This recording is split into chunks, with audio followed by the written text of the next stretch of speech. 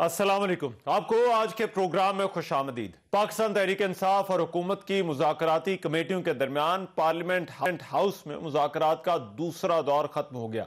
इस इजलास के बाद स्पीकर कौमी असम्बली अयाज सादिक ने कहा कि PTI ने इमरान खान से मुशावरत के लिए मजीद वक्त मांग लिया है। आज होने वाली बातचीत खुशगवार माहौल में हुई। आइंदा हफ्ते मुज़ाकरात का तीसरा दौर होगा और अपोजिशन की तरफ से चार्टर ऑफ डिमांड पेश किया जाएगा। PTI रहनुमाओं ने मुद्दे का जिक्र जरूर किया है, लेकिन उन्हें इमरान खान से मुशावरत के लिए मजीद वक्त दरकार है।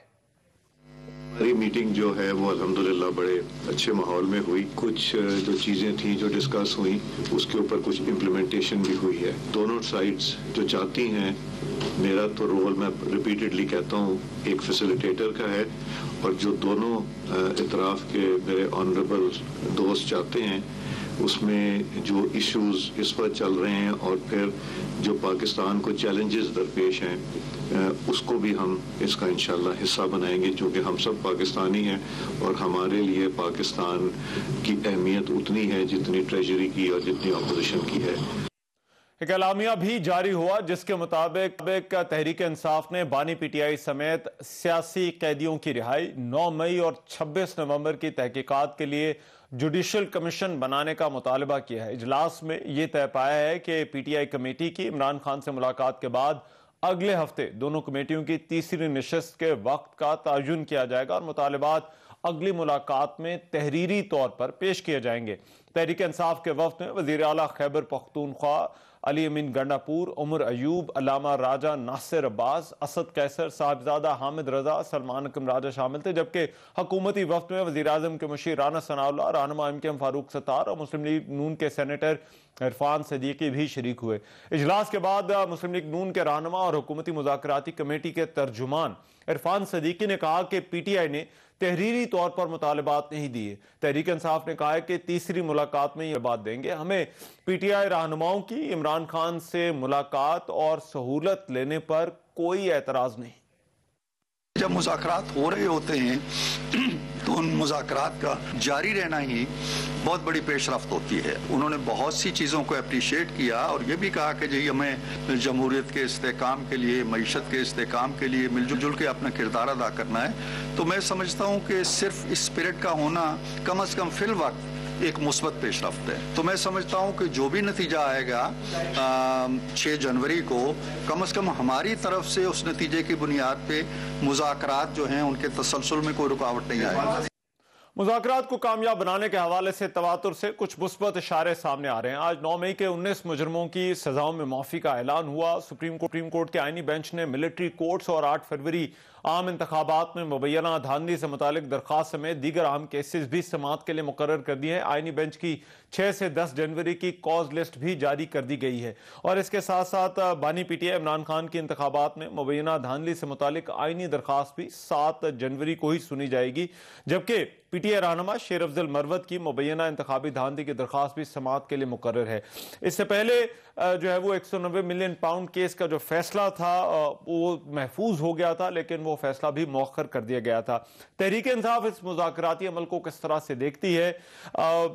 अभी तक जो बात हुई है, क्या उसमें जो है वो तहरीक इंसाफ जो है वो समझती है मामलात को किस तरह से आगे बढ़ाना चाहती है? मरकजी सेक्रेटरी इत्तलात शेख वकास अकरम साहब इस वक्त मौजूद हैं, उनसे इस हवाले से मजीद बात करते हैं। शेख साहब, बहुत शुक्रिया आपके वक्त का। शेख साहब, ये जो आपकी टीम मुलाकात करके आई है, क्या कहना है, कैसी रही मुलाकात और पुरुमीद है मुज़ाकराती अमल के हवाले से?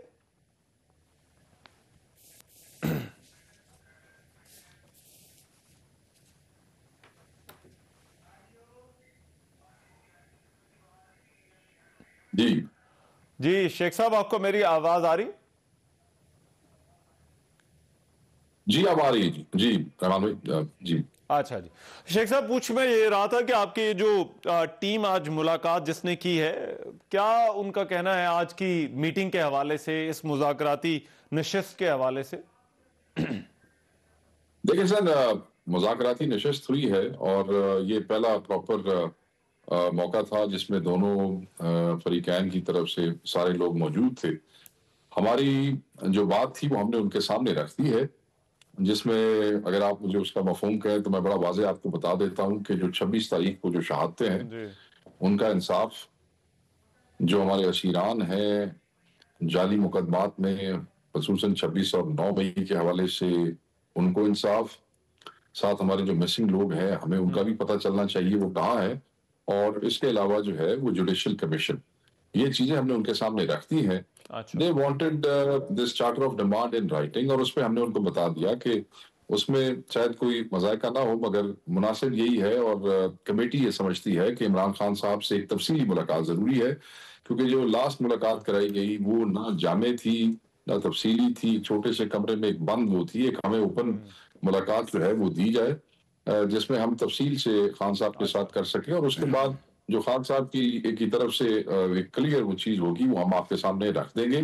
बुनियादी जो चीज़ें हैं वो दो ही हैं, जो खान साहब की तरफ से भी बता दी गई थी, और बारहा हम उस पे ज़िक्र करते रहे कि 9 मई और 26 और फिर असीर जान की रिहाई और जुडिशियल कमीशन, यही 2 चीज़ें हैं जी, और कोई तीसरी जी। चीज़ नहीं है। तो उसमें ऑब्वियसली किसी अच्छा। लेकिन फर्जी की इतला तो शेख नहीं साहब, आई है, तो ये इसका तहरीरी मतलब है कि मुतालबात वाली जो बात हुई है, एक वर्बल तो कम्युनिकेट जी, हो गया आपके मुतालबात, तो फिर ये हो गया। तहरीरी मुतालबात का क्या ये हुकूमत ने मांगे हैं, या इसमें कोई और चीज भी शामिल हो सकती है? ये जो दो बातें नहीं, कोई आज और चीज़ कन्वे नहीं की शामिल गई। हो सकती। नहीं, अभी तक तो यही है, मेरी अच्छा। कमेटी में जिन दोस्तों की गुफ्तगू हुई, मेरी अभी उनसे बात हुई है, इसमें कोई चीज़ हाँ। तब्दीली नहीं होगी, but they want it in writing, और ठीक है, हम वो खान साहब से बात कर लेते हैं, मुलाकात कर लेते हैं, और उसके बाद हम दे देंगे, कोई ऐसी बात नहीं, मगर उसके लिए खान साहब से मिलना ज़रूरी है। अच्छा। और तहरीक इंसाफ की जो पोजीशन है, क्या इसमें कोई लचक है ये इन मुतालबात के हवाले से?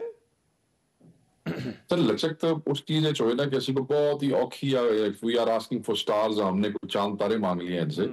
हमने तो सिर्फ यही कहा है कि इंसाफ चाहिए, शहीदों को इंसाफ चाहिए, असीरान को इंसाफ चाहिए, और जाली मुकदमात में से उनकी रिहाई चाहिए, और साथ हमारे मिसिंग लोग जो है, जो हमारे पास अभी जो लिस्टें इनसे आगे पेशरफ्त होगी तो उनसे लिस्टें भी एक्सचेंज हो जाएगी, वो मिसिंग के बारे में हमें बताएं कि वो क्या है। 26 नवंबर की बात हो रही है, असीरान की रिहाई सर, खसूसन जेड़े जेड़े जाली मुकदमात इसने जो मतलब वो कौन सी ऐसी हमने को तारा मांग लिया है, तो मेरा ख्याल में वो जायज बात है, वो भी इंसाफ है, और जुडिशियल कमीशन अच्छा। इसलिए भी बड़ा जरूरी है कि ये चीजें चलती रहेंगी जब तक इनकी हकीकत अवाम के सामने सामने नहीं आएगी, तो वो जरूरी है। अभी हम ऐसी कोई चीज नहीं मांग रहे जो इनके इख्तियार में नहीं है, जो आइन में नहीं है या कानून में नहीं है, तो दोनों चीजें इनके सामने रखती हैं। मुलाकात हुई, और उसमें कोई ऐसी, मैं पहले भी कह रहा था कि कोई ऐसी बदमज़गी या तलकलामी की बात बाहर नहीं आई, that means it went well, अच्छा। So we presented our thing, वो अपनी डिमांड्स। अब उसके बाद का जो चलना है सर पेशरफ्त का, वो खान साहब की मुलाकात के साथ मंसूब है, उसके बगैर मतलब है कि किवें तीजान हो गए चलांगे, तुसी ते अपने कायदीन लीडर्स ਨੂੰ रोज मिलते हो, रोज डायरेक्शन लेंदे हो, मिनट बाद लेंदे हो, और अगर ਅਸੀਂ ਚੱਲਣਾ तो ਸਾਨੂੰ भी एक्सेस दियो ना, ਜਿਹੜੇ कि कानूनन, और वो खैर उन्होंने दसिया, तुसी आपने फान सदीकी साहब को बताया कि कोई ऐसी बात नहीं है, बट बड़ी अच्छी बात है। हाँ। और लेकिन शेख साहब, ये जो माहौल जिसकी पहले बात हो रही थी कि मुज़ाकरात के लिए होना चाहिए, इसमें 2-3 बड़ी इंपॉर्टेंट डेवलपमेंट्स हुई। एक तो वो पहले राउंड से पहले 190 मिलियन के पाउंड का जो फैसला था वो मौखर हो गया। फिर हमने देखा कोई जमानतों के भी मामलात जो है वो हुए 26 नवंबर के हवाले से भी, और कुछ और केसेस में भी। आज फौजी अदालतों वाला भी जो है वो आया, जिन लोगों को वहां पर माफ़ी दी गई है। समझते हैं ये इशारे मुस्बत है? देखें, मैं ये वैसे तो ये मुस्बत चीज है कि जो किसी हवाले से लोग कहते हैं, मगर हम इसको इस तरह नहीं देखते हैं। हम इसको ऐसे देखते हैं कि 190 मिलियन पाउंड का जो केस है वो बरीयत का केस था, और वो ऐसा केस था जिसमें अगर जज सजा करता खान साहब को, तो हायर कोर्ट्स ने पहली पेशी पे ही इसको उड़ा देना था। और जो माहौल अदालत में बना हुआ था, जो खान साहब भी कह चुके हैं और पार्टी भी कह चुकी है, इस सूरत में मेरे ख्याल में उन्होंने बरीयत के केस पे सजा सुनाने की बजाय उसको आगे कर दिया। अगर सुना देते तो दुनिया भी इस पे चीखती, इस मुल्क में भी इस पे आओ बका होती, और हायर कोर्ट भी इसको वहां टिकने न देती, नंबर एक। अच्छा, नंबर दो, आपने कहा कि वो जो कुछ लोगों की माफी जो आपने भी अभी जिक्र किया आपने, तो मैं उसका आपको बता देता हूँ। देखिए, सिस्टम तो है कि जब सजा होती, हाँ सजा होती है मिलिट्री कोर्ट में, फिर उसके आर्मी चीफ के पास अपील होती है, फिर रिव्यू अपील होती है, उसके बाद मर्सी पिटीशन और पार्डन की होती है। या मुझे नहीं समझ आई हम बुनियादी तौर पे सिविलियंस के मिलिट्री ट्रायल के खिलाफ हैं। तो ये कहना कि आप मिलिट्री कोर्ट में सिविलियन को ट्रायल करके आपने मर्सी की उसको पार्डन कर दिए, ये कोई आसान नहीं है, और ना ये आपने किसी को रिलीफ दिया है। इनमें 19 में मेजोरिटी लोग वो हैं जो 2 साल के अंदर या 2 साल की सजा वाले थे। ਜਦੋਂ ਤੁਸੀਂ ਕਿਸੇ ਨੂੰ वैसे ही 2 साल या 1.5-2 साल अंदर रख लिया ਜਾਂ 1.25 साल अंदर रख लिया तो ਉਹਦੀ 2 साल की सजा भी डे एंड नाइट वाले खाते साल भी बढ़ जाती है। ठीक है सर, तो टेक्निकली साल अंदर ऑलरेडी गुजार के आ चुके हैं, तो वैसे ही खत्म हो जाती है। दूसरी बात यह है कि पार्डन का तो मतलब ये है जी कि वो कहता है जी मैंने ये गुनाह किया है और जी इसलिए आप मुझे माफी दे दें, यानी कि हमारे बाकी लोगों का केस कमजोर करना चाहते हैं। ऐसे तो नहीं हो सकता। हम तो कहते हैं कि आप उस पर जुडिशियल कमीशन बनाएं, जुडिशियल कमीशन के बाद जिसका जो गुनाह है उसके मुताबिक आप उसके साथ डील कर लें। ये कोई बुरी बात, अगर किसी ने कोई ऐसा गड़बड़ की है, कोई जुर्म किया है तो कोई इतराज नहीं है। मगर सिर्फ इंटरनेशनल कम्युनिटी को जवाब देने वास्ते कि जी ਅਸੀਂ ਇਹਨਾਂ ਨੂੰ एंगेज कर लिया ਤੇ ਅਸੀਂ मतलब पार्डन कर छड़िया, वो बेचारे जेल में है, उनसे जो मर्जी लिखवा ले, उनके घर वालों से जो मर्जी लिखवा ले, गरीब लोग हैं। ठीक है जी, तो मैं ये समझता हूं कि सिविलियन का, और मैं से मुराद मेरी पार्टी तरीके इंसाफ की पोजीशन बड़ी वाज़ेह है, तो ट्रायल होना ही नहीं चाहिए, तो मतलब माफी वाली कड़ी गल है। अच्छा ठीक, लेकिन वैसे आपको आसानियां नजर आ रही हैं? एक वैसे भी तो माहौल होता है ना, आप लोग कहते थे छापे पड़े हैं, गिरफ्तारियों के लिए लोग जो है वो बचते फिर रहे हैं, वहां पर आपको कोई लग रहा है कोई पार्टी पे जरा थोड़ा हाथ हल्का हुआ है? अरे मैं पंजाब से बाहर बैठा हूँ, कल परसों अभी निसार जट से मेरी बात हो रही थी, उन्होंने बताया कि 2-3 दिन पहले उनके ऊपर पर्चे दिए, एंटी करप्शन का जाली पर्चा दिया, 2-3 दिन पहले की बात बता रहा हूँ, और वो भी जो है आज जज ने जो है वो सारे खत्म कर दिए हैं। तो जहाँ पे जैसे जैसे हाथ पड़ रहा है वो चीजें तो उसी तरीके से, हमारे बंदे तो उसी अजियत और मुसीबत का शिकार है, मगर हम अब ये रोना धोना नहीं कर रहे। अब ये मुज़ाकरात चले, ये सीरान की रिहाई जो है वो बेहतर है, उसमें कोई पॉजिटिव उसमें पेशरफ्त होगी तो चीजें हो जाएंगी, बस अब we are used to it now. अच्छा, वो खान साहब से जिनकी मुलाकात हुई है, कल भी हुई, ये ऑफर्स का बार बार जिक्र हो रहा है शेख साहब के, उनको कहा जा रहा है कि बनी गाला के अंदर जो है वो मूव हो जाएं, फैसल चौधरी ने भी बात की है। क्या है अब इस पर क्या वाकई कोई है ऐसी ऑफर्स? सर वाकई मैं तो अपने देख सर, मेरे को तो कोई रीजन नहीं ना रहमान भाई, अजहर रहमान भाई, मैं अपने कायद की बात को 1 सेकंड के लिए भी डाउट करूं। मेरे कायद ने कहा है, इमरान खान साहब ने, और वो उनके जाती ट्विटर हैंडल से भी उसका वो पब्लिश हो गया है, जिसमें उन्होंने कहा कि बिलवास्ता मुझे, जब मैं अटक जेल में था तो मुझे वहां कहा कि आप 3 साल के लिए जो है आप इस मुल्क से बाहर चले जाएं, और अभी मुझे ये बिलवास्ता ऑफर्स आ रही हैं, he is very clear about it कि आप पहले सारे जो असीरान जिनको बेगुनाह आपने उसमें डाला हुआ है आप उनको निकाल दें, तो उसके बाद मैं अपनी जात की वो होगी, मैं लोग अपनी पार्टी के वर्करान और असीरान से पहले बाहर नहीं आऊं, और मैं भी एक जुडिशियल सिस्टम के तहत बाहर। तो नो डील सर। 3 साल के लिए बाहर खान साहब कहाँ जाएंगे? नहीं बाहर का मतलब है जेल तो बाहर आवांगा, खुदा का नाम मनो, मतलब जेल तो बाहर की गल हो रही है, बाहर की गल नहीं हो रही, असली नहीं जाना बाहर। अच्छा मैंने कहा, मैं इसीलिए थोड़ा सा, मैंने मुल्क से बाहर जाने वाली कुछ ठीक है, देखें मैंने कहा शायद मुल्क से बाहर जाने वाली भी ऑफर हो गई है। वाह जी वाह, मुल्क तो बाहर क्यों जाना? देखें ये मुल्क से बाहर जाने वाली ऑफर तो गिरफ्तारी के 2 दिन बाद ही आ गई थी। वो तो अटक में कहते कि तुम इस मुल्क से बाहर चले जाओ, 3 साल 4 साल खामोश, वो तो खान साहब ने कहा है। ये तो वो ऑफर्स हैं जो पिछले 2 मतलब है कि कई अरसे से मुसलसल दी जा रही है। अगर खान ने लेनी होती तो फिर वो तो जहाज मंगा के जाना बड़ा सौखा काम नहीं सी। अच्छा ठीक, लेकिन शेख साहब ये अब 31 जनवरी आपने भी एक डेट सेट की हुई है, बल्कि 31 जनवरी भी नहीं, आपने तो कुछ जगह पर 14-15 जनवरी का भी कहा था कि दूसरी तीसरी मुलाकात में अंदाजा हो जाएगा। खान साहब की तरफ 31 नहीं। अच्छा ठीक, लेकिन लग रहा है कोई काम हो जाएगा इस दौरान? सर देखो जी, अगर चीज़ें ठीक चलन और नियत हो तो ये तो दिहाड़े मुकन वाला काम नहीं। जैसे ये सारे केस एक दिहाड़े बनाए गए सन, ये मुकाए भी दिहाड़े जा सकते हैं, मेरी गल समझ रहे हो ना जी? तो अगर पॉजिटिवली चीजें चलें और चीजें ठीक सब में चलें तो कोई ऐसा वो नहीं है ये ना हो सही 31 से पहले, बट लेट्स से अगर चीजें पॉजिटिव तरफ चल जाती हैं तो फिर खान साहब को डेट, खान साहब की मर्जी है, खान साहब से बात की जा सकती है, मगर ये कोई ऐसा औखा काम है नहीं। मतलब जुडिशियल बनाना केड़ा औखा काम है जो दिहाड़े नहीं हो सकता? दसो मैनू। या जेडे भी जेली मुकदमात ने प्रोसिक्यूशन जाके अदालत में बयान दे देवे कि जी ਅਸੀਂ पर्चा वापस लेने हैं, तो सारे बंदे घंटे बाद बाहर आ जाएंगे, तो वो सजे खबे बयान की भी लोड़ कोई नहीं है। अच्छा हाँ ठीक, वैसे लास्टली शेख साहब, एक बस जाते जाते एक और चीज, हुकूमत की तरफ से कोई डिमांड, कोई आपको अंदाजा हो रहा है? ऑफिशियली तो कोई नहीं है, ना एलामिये के अंदर है, ना वैसे कोई बात हुई है, लेकिन आपके ख्याल में हुकूमत क्या चाहती है इस मुज़ाकरात से? उनकी क्या डिमांड है? सर डिमांड तो असी अपनी दित्तियां ने, हुकूमत तो मुझे नहीं पता हुकूमत क्या चाहती है, ना इस किस्म की बात उनकी हमारे लोगों से हुई आज। अच्छा, क्या वो हमसे चाहेंगे? मैंडेट तो साड़ा ले लिया ना, मैंडेट खो के उससे तो अपनी हुकूमत बनाई बैठे ने। बंदियां साड़े डांगा मारिया ने पिछला पूरा साल, बंदे अंदर कर छड़े ने, लोगों ने घरों पे घर कर छड़े, और की लंदन साढ़े को है। हाँ ठीक, बहुत शुक्रिया शेख वकास साहब हमारे साथ मौजूद थे, बात कर रहे थे जी। थैंक यू सो मच जी। प्रोग्राम में एक ब्रेक शामिल करो, वापस आ रहे इस ब्रेक के बाद।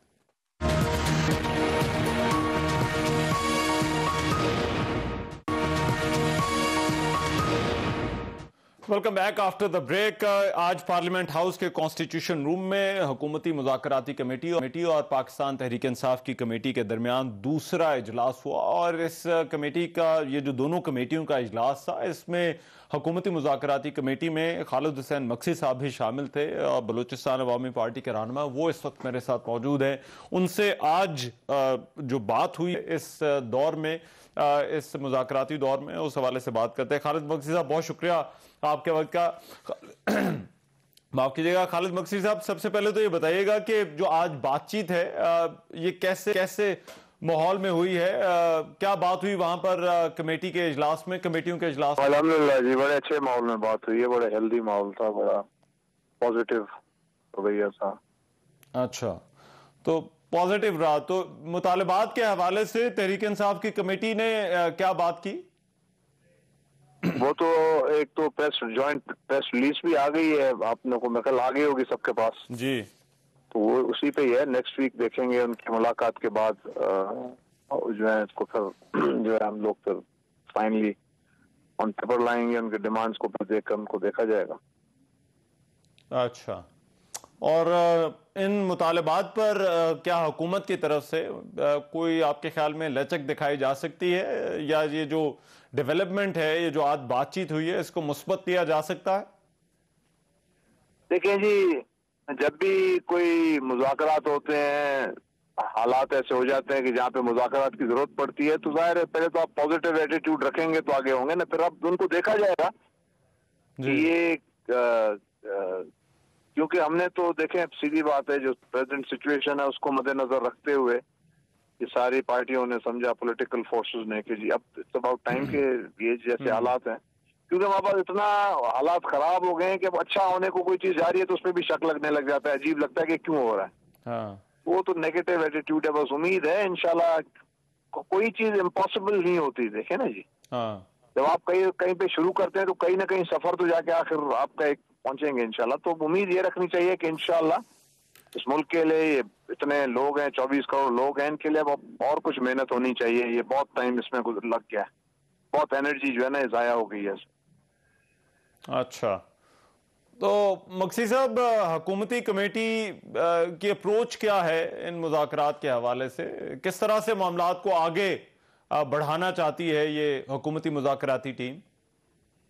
देखिए जी, वो एक असूल होता है ना मुज़ाकरात का कि आपके ठोस बुनियादी कुछ पॉइंट्स होते हैं जिससे आप शुरू करते हैं, तो उसमें छोटे मोटे भी आ जाते हैं, बाकी चीजें भी लेटर ऑन आ जाती हैं। वो तो प्रेस रिलीज में आ गया ना, जो उनकी मेन डिमांड थी, आपने सुनी होगी, मतलब आप तक जरूर पहुंच गई होगी। तो यही बेसिकली यहाँ तक थी बात। अब इस पे देखा जाएगा आगे, अगले हफ्ते उम्मीद है इंशाल्लाह फिर बैठेंगे। अच्छा, तो अच्छी पेशरफ्त की उम्मीद रखें? तो मुझे तो बहुत उम्मीद हूँ मैं इंशाल्लाह। इस दुनिया में जिसमें आज हम रह रहे हैं, अभी हमने अच्छा ही करना है, अपने को सर्वाइवल के लिए अपने अंदर के माहौल को ठीक ही करना है। अगर ऐसे रहेंगे तो फिर I think it's about time कि अभी रियलाइज करें और थोड़ा जरा मूव फॉरवर्ड करें, नए अप्रोच, नए एंगल रख लें थोड़ा।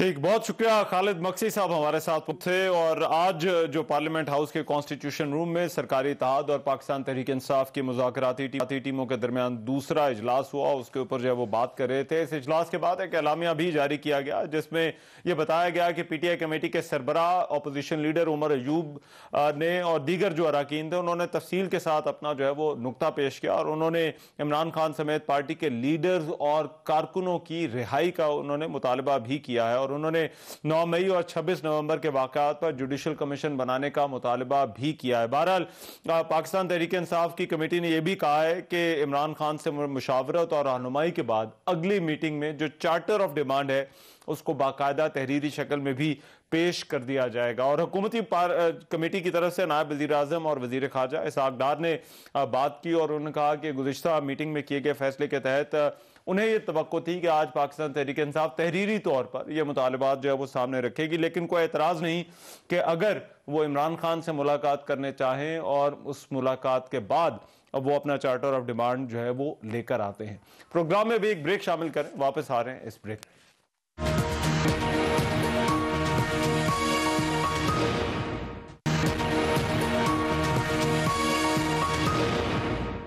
Welcome back after the break. साने 9 मई के 19 मुजरमान की सजाओं में मुआफ़ी का ऐलान कर दिया गया। ISPR के मुताबिक 9 मई की सजाओं पर अमल दरामद के दौरान मुजरमों ने कानूनी हक इस्तेमाल करते हुए रहम और मुआफ़ी की पिटिशन दायर की। मजमूई तौर पर 67 लोगों ने यह पिटिशन दायर की। बयान के मुताबिक 48 पिटिशनर्स को कानूनी कार्रवाई के लिए कोर्ट ऑफ अपील में नजरसानी के लिए इरसाल किया गया और 19 मुजरमान की पिटिशंस को खालिस्तन इंसानी बुनियादों पर कानून के मुताबिक मंजूर किया गया। तर्जमान पाक फौज ने बताया कि दायर की गई दीगर रहम की पिटिशंस पर अमल दरामद मुकर्ररा मुद्दत में कानून के मुताबिक जो है वो उस पर किया जाएगा।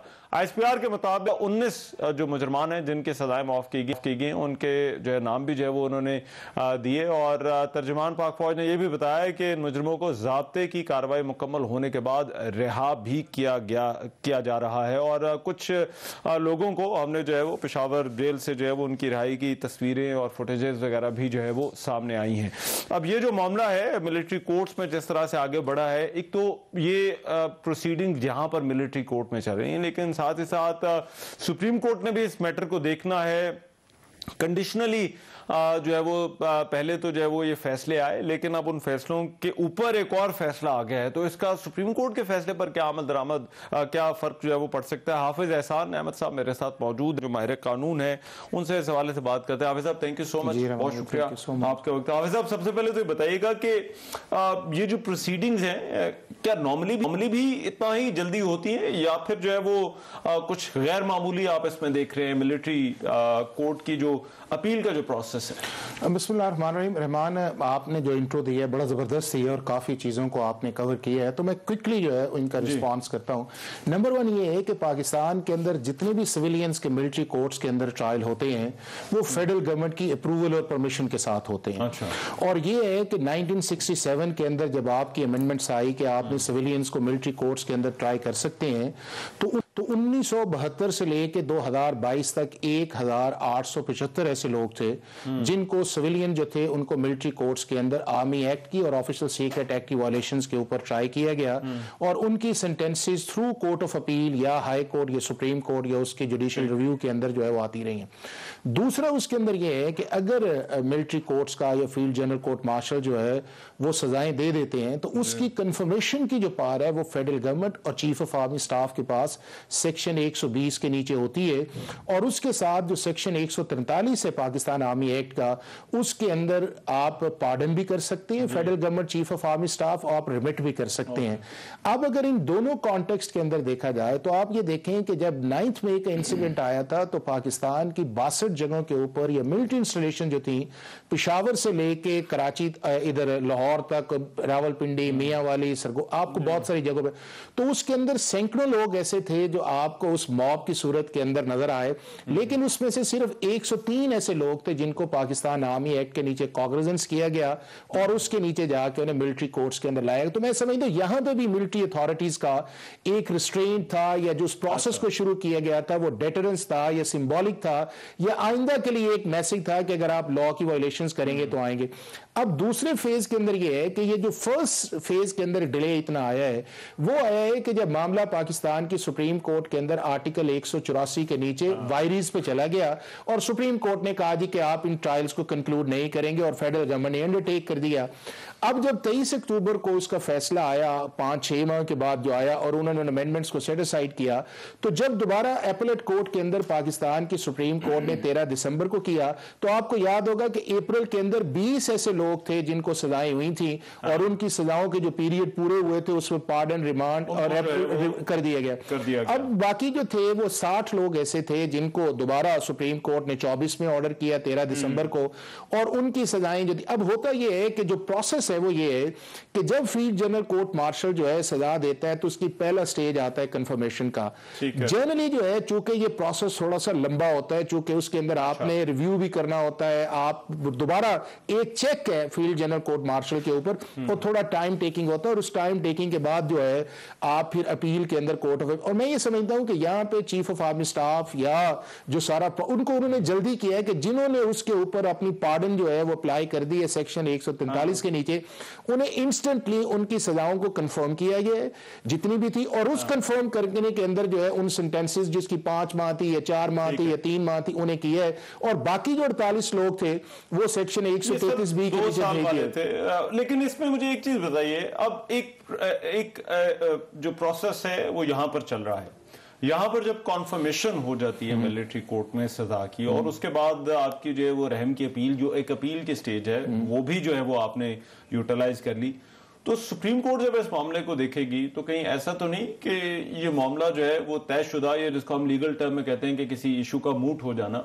वहां पर जो है वो सुप्रीम कोर्ट के सामने ये भी नुक्ता आ सकता है कि ये मामला ही अब खत्म हो चुका है, जब लोगों ने अपनी जो है वो अपील भी कर ली और लोगों को जो है वो पार्डन भी कर दिया गया। अच्छा रहमान, एक तो ये है कि 1967 के बाद 1975 के अंदर जब सुप्रीम कोर्ट ने तय किया कि ये सिविलियंस को मिलिट्री कोर्ट्स के अंदर ट्राई कर सकते हैं और ना ड्यू प्रोसेस ऑफ लॉ की वायलेशन है, ना फंडामेंटल राइट्स की वायलेशन है, ना फिर ट्रायल की वायलेशन जो है, ना इसके अंदर डिस्क्रिमिनेशन है, और ये ट्रायल्स पाकिस्तान की सुप्रीम कोर्ट जो है बार बार इन ट्रायल्स की प्रोविजंस को वैलिडेट करती रही है, और इवन 21वीं आईनी तरमीम के अंदर। अब ये है कि 2023 के अंदर पाकिस्तान की सुप्रीम कोर्ट को ख्याल आया कॉन्स्टिट्यूशनल जुरिस्डिक्शन के अंदर कि जी वो जो 1967 का कानून बना हुआ था वो भी गलत है, और हमने जो इतनी जजमेंट्स दी हैं उन्हें भी अभी तक ओवररूल नहीं किया गया। अब आपका जो अगला सवाल है वो ये है कि क्या वो अब इशू लाइव है? इशू लाइव इसलिए है कि आपके सामने अभी भी 48 लोग ऐसे हैं कि जिनका मैटर जो है वो कोर्ट ऑफ अपील के अंदर गया है और मिलिट्री अथॉरिटी का कोर्ट ऑफ अपील उसका डिसाइड करेगा।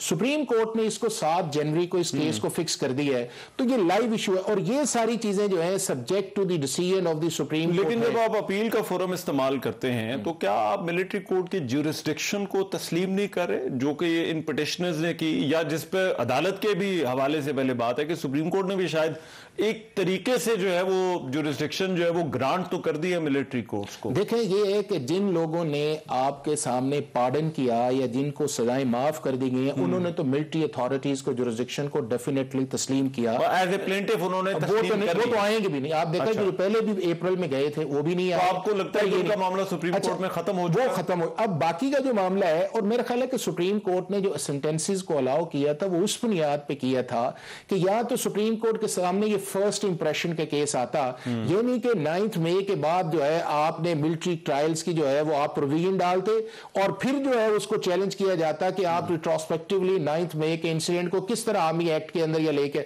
चूंकि ये इशू डिसाइडेड था, ये 5 मेंबर्स से लेके 14 मेंबर्स तक पाकिस्तान की सुप्रीम कोर्ट जो है 1975 हो गया, 95 के अंदर शाहिद अब्बासी, उसके बाद 2007 के अंदर मुश्ताक अहमद, 2015 के अंदर डिस्ट्रिक्ट बार एसोसिएशन, 2017 के अंदर सैयद अहमद जो है, और उसके बाद 20 तक पाकिस्तान की सुप्रीम कोर्ट कंसिस्टेंटली जो है इन मिलिट्री ट्रायल्स को जो है वो सुनती रही है, सेंटेंसेस कंफर्म करती रही है या सेट असाइड करती रही है या मॉडिफाई करती रही है। ये तो जो चीज अभी आई है, इसी बुनियाद पे सुप्रीम कोर्ट ने कहा कि जी आप, और इनमें से भी आप देखें कि बहुत से ऐसे लोग थे कि जिनकी फैमिलीज थी, उन्होंने चीफ इस बेंच को कहा कि जी आप सेंटेंसेस तो अनाउंस करें ना, ताकि यह है कि हमें राइट ऑफ अपील मिले अगर हमें सजाएं हो गई हैं, या हमें हम रेगुलर जो है आपकी जो है असल मसला तो ज्यूरिसडिक्शन का है कि क्या मिलिट्री कोर्ट्स की ज्यूरिसडिक्शन है या नहीं। बाय वर्च्यू ऑफ दिस ये जो प्रोसेस सारा चला है मिलिट्री कोर्ट में, आपको लगता है कि इनकी ज्यूरिसडिक्शन जो है इस पर्टिकुलर मैटर के अंदर तस्लीम कर ली? बिल्कुल, देखना कि अगर जुरिस्डिक्शन को रहमान तस्लीम न किया जाता या सुप्रीम कोर्ट ये समझती कि जुरिस्डिक्शन बड़ा सीरियस इशू है, तो सुप्रीम कोर्ट 13 दिसंबर 2023 को जो है ये जजमेंट सस्पेंड न करती, कहती हम फैसला करेंगे।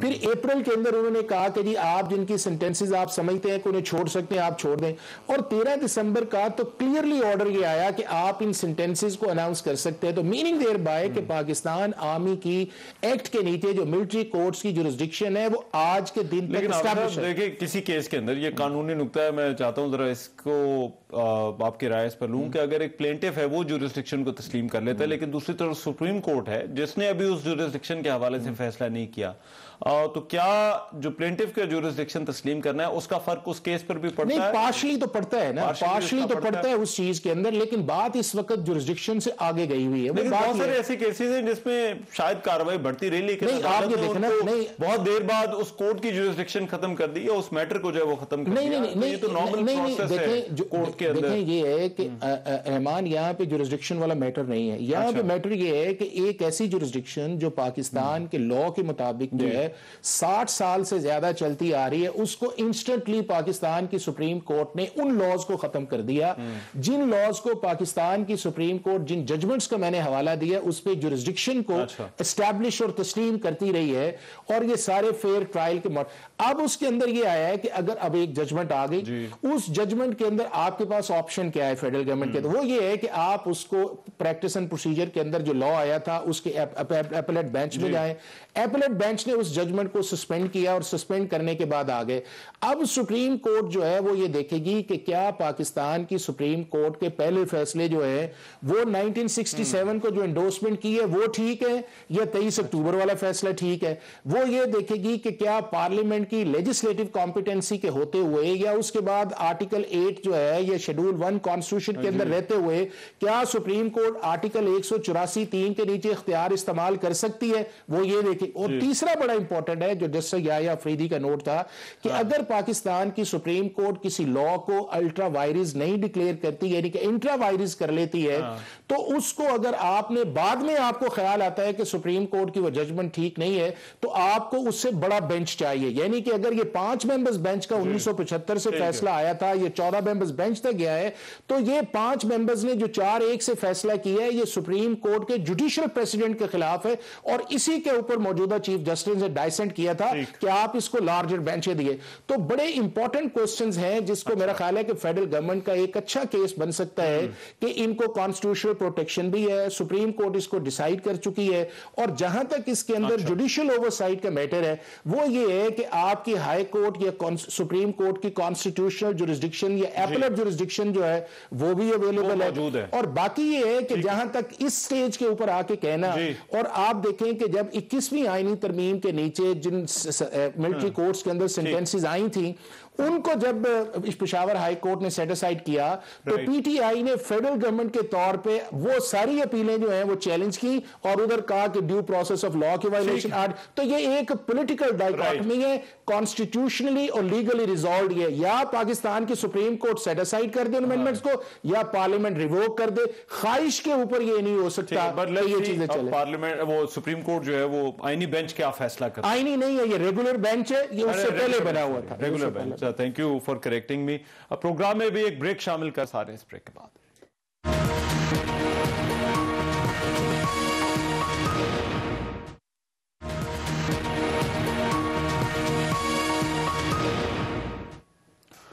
Welcome back after the break. Khyber Pakhtunkhwa के जिला कुरम में कई महीनों से जारी तनाज़े के बाद बिलाखिर अमन मुआहदे पर दस्तखत हो गए। ये मुआहदा कोहाट में तकरीबन 1 महीने से जारी ग्रैंड जरगे के बाद किया गया, जिस पर हर फरीक की जानिब से 45 अफराद ने दस्तखत कर दिए हैं। इस मुआहदे में 14 नुकात शामिल है, जिनमें इलाके में कबाइल के पास मौजूद असलहा जमा कराने, शाहराहों के तहफ़्फ़ुज़, फ़िरका वाराना वाक़यात का खात्मा, अमन कमेटियों का क़याम और कलअदम तंजीमों की हौसला शिकनी जैसे नुकात भी शामिल हैं। वज़ीर आला खैबर पख्तूनख्वा अली अमीन गंडापुर ने कहा कि मुआहदे पर दस्तखत कुरम मसले के पायदार हल की तरफ एक अहम पेशरफ्त है। मुआहदे पर दस्तखत से कुरम का ज़मीनी रास्ता खुलने की भी अब राह हमवार हो गई है। मुशीर इत्तलात खैबर पख्तूनख्वा बैरिस्टर सैफ ने अपने बयान में कहा कि वज़ीर आला KP अली अमीन गंडापुर 1 सदी से ज़ायद तवील कुरम के तनाज़े के पायदार हल में बिलाखिर कामयाब हो गए हैं। बैरिस्टर सैफ के मुताबिक पारा चनार जाने वाली मरकजी शाहराह को महफूज बनाने के लिए 400 पुलिस एहलकारों को भर्ती करने की मंजूरी दी गई है। नई पुलिस चेक पोस्टों समेत 2 FC की प्लाटून्स भी तैनात की जाएंगी। कुरम में कशीदगी के खिलाफ कराची में भी गुज़िश्ता चंद रोज से एहतजाज जारी था, जिसे इस मुआहदे के बाद खत्म कर दिया गया है। जिला कुरम में तनाज़ात इस साल वक्तन फ़वक्तन, ये जो गुजरा साल था, और वक्तन फ़वक्तन सर उठाते रहे। ताहम 21 नवंबर को मुसाफिर गाड़ियों के काफिले पर हमले में 45 अफराद की हलाकत के बाद हालात यहाँ कशीदा हो गए थे और उसके बाद हमले के रद्दमल के तौर पर मुख्तलिफ इलाकों में झड़पें हुई और मजीद जानों का ज़िया हुआ। इस वाक़े के बाद पारा चनार को मुल्क के दूसरे हिस्सों से मिलाने वाली वाहिद सड़क भी बंद कर दी गई थी, जिससे शहरियों को शदीद मुश्किलात का सामना करना पड़ा। अब उम्मीद की जानी चाहिए कि यह मुआहदा हो गया, फरीकैन इस मुआहदे की पासदारी करेंगे और इस इलाके में अमन दोबारा वापस आ सकेगा और सबसे अहम बात कि लोगों के लिए फिर से आसानी हो। आज के हमसे इतना ही। मेज़बान रहमान नज़र को इजाज़त दीजिए। अल्लाह ने के बाद।